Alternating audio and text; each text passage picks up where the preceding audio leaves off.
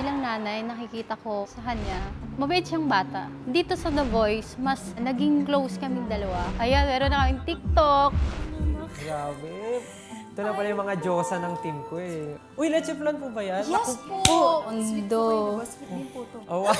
Thank you. Nag-abala pa po kayo. Love you.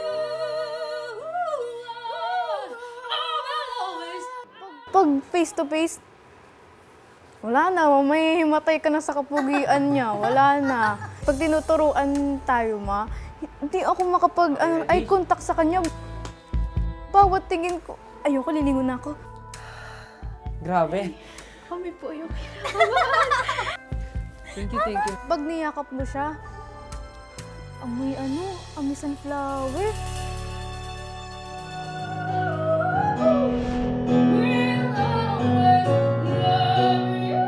Yung pagkakabitaw mo ng I hope, i-project pa po natin. Tapos yung sa'yo, di ba yung pasok mo, marami kang mga runs na ginawa. Ingat lang like make sure mo na nahihit mo lahat na pag nag-runs ka. Yung pagiging meticulous po ni Coach Tel is okay naman po sa amin pareho para maging malinis at para makasucess kami pareho para sa The Voice Generations. Abangan nyo kami! Imperial Duo!